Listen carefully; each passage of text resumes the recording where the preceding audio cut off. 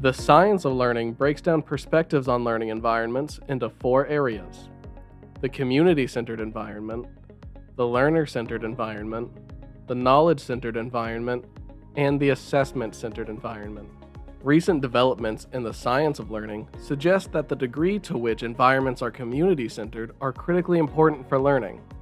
Community-centered refers to several aspects of the community that surround the classroom, the school as a community, and the degree to which the students, teachers, and administrators feel connected to the larger community around them. Learner-centered refers to those environments that pay attention to the knowledge, skills, attitudes, and beliefs that learners bring into the classroom. Knowing where your students come from and begin is important in understanding where they are going and how they are going to get there. Knowledge-centered refers to those environments and teachers that take seriously the need to empower students to become knowledgeable by learning in ways that lead to understanding and subsequent transfer of knowledge and skills. When you begin with a concern for your students' initial understanding of a subject, you find yourself at the intersection of knowledge-centered and learner-centered environments. Equally as important, effectively designed learning environments must also be assessment-centered. We can break down the notion of assessment as it connects to learning into three forms: assessment as learning, assessment of learning, and assessment for learning. Assessment as learning occurs when students are their own assessors. Students monitor their own learning, ask questions, and use a range of strategies to decide what they know, what they can do, and how to use assessment for new learning. Assessment as learning encourages students to take responsibility for their own learning, requires students to ask questions about their learning, involves teachers and students creating learning goals to foster growth and development, provides ways for students to use formal and informal feedback and self-assessment to help them understand the next steps in learning, and encourages peer assessment, self-assessment, and reflection. Assessment of learning enables teachers to use evidence of students' learning to measure achievement against outcomes and standards. Sometimes referred to as summative assessment, this usually occurs at the midpoint or conclusion of a unit of study.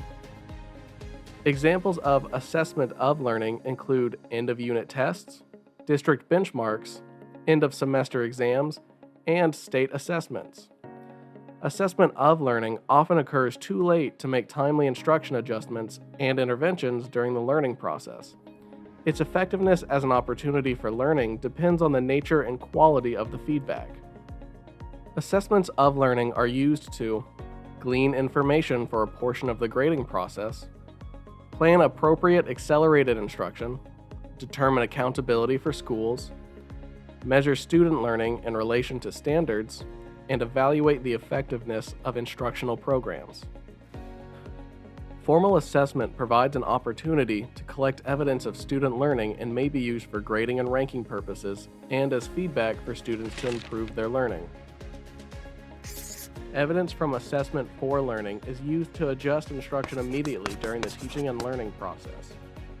Assessment for learning is used by teachers to obtain timely information for planning purposeful, in-depth instruction, gather current information about students' learning needs, diagnose and correct students' misconceptions and understanding, reflect a view of learning where assessment helps students learn better rather than just achieve a better grade, integrate formal and informal assessment activities as part of learning and as tools to inform the planning of future learning, provide effective feedback that motivates the learner, leads to improvement, and helps students acquire targeted skills, reflects a belief that all students can improve, engage teachers, students, and parents in reflecting on evidence, and ensures that students achieve standards-based learning goals. In conclusion, having a balanced environment that is community-centered, learner-centered, knowledge-centered, and assessment-centered is critically important for learning. A classroom with these four overlapping environments is a place where both students and teachers feel a part of an intellectual community that is continuously improving opportunities to teach and learn.